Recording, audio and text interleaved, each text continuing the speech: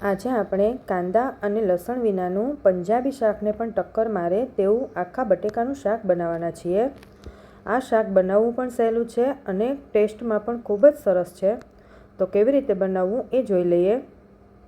250 ગ્રામ આવી ઝીણી બટેકી લીધી છે। તેને આપણે આ રીતે કડક રહે એ પ્રમાણે બાફી લેવાની। હવે આપણે તેનો વઘાર કરી લઈએ। તો પહેલાં આપણે 4 થી 5 ટેબલ સ્પૂન જેટલું તેલ લેવાનું છે। તેલ ગરમ થાય પછી આપણે જે બટાકા બાફેલા લીધા છે તેને આપણે તળી લેવાના છે। એકદમ ગોલ્ડન બ્રાઉન થાય ત્યાં સુધી આપણે તેને તળી લઈએ। જો બટાકા વધારે બફાઈ ગયા હોય તો આપણે તળતા ટાઈમે તેનો ભૂકો થઈ જશે, એટલે આ રીતે 80% બાફેલા જ બટાકા લેવાના। પછી આપણે બટાકાને એક પ્લેટમાં કાઢી લીધા છે અને હવે એ જ તેલમાં આપણે 1 ચમચી જેટલો બેસન એડ કરી દેવાનો છે અને બેસનને આપણે એકદમ બ્રાઉન થાય ત્યાં સુધી શેકી લઈએ અને તેમાંથી સુગંધ પણ ખૂબ સરસ આવવા લાગશે। બેસન આપણું આ રીતે ગોલ્ડન બ્રાઉન થાય પછી આપણે તેમાં 3 ટામેટાની પેસ્ટ એડ કરી દેવાની। પછી ટામેટાની પેસ્ટને એડ કર્યા પછી આપણે તેને 2 મિનિટ માટે મિક્સ કરી લઈએ। પછી આપણે તેમાં મીઠું સ્વાદ પ્રમાણે એડ કરીશું। અત્યારે ગેસની ફ્લેમ સ્લો ટુ મીડિયમ છે।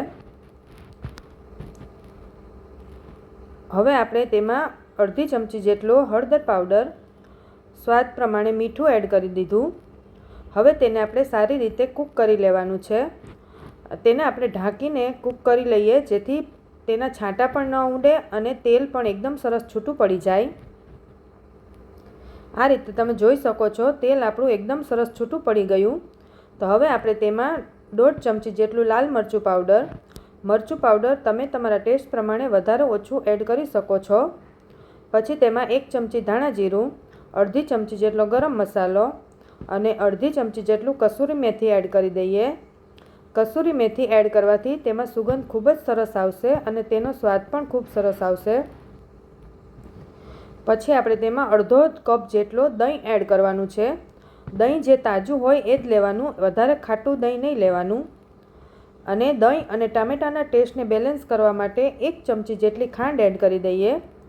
તમારે ખાંડ એડ ન કરવી હોય તો પણ ચાલે।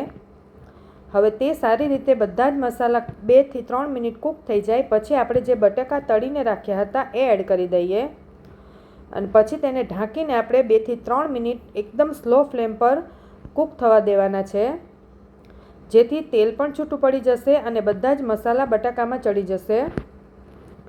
પછી છેલ્લે આપણે તેમાં લીલા ધાણા એડ કરી દઈએ। તો ખૂબ સરસ એવું આખી બટેકીનું શાક તૈયાર થઈ ગયું છે। તમે તેને રોટલી પરાઠા સાથે ખાઈ શકો છો। કોઈ પણ ગેસ્ટ આવ્યા હોય તો તેને પણ ખૂબ જ પસંદ આવશે। તો તમે પણ ઘરે જરૂરથી ટ્રાય કરજો અને તમને મારો વિડીયો ગમ્યો હોય તો લાઈક, શેર અને સબસ્ક્રાઈબ કરજો।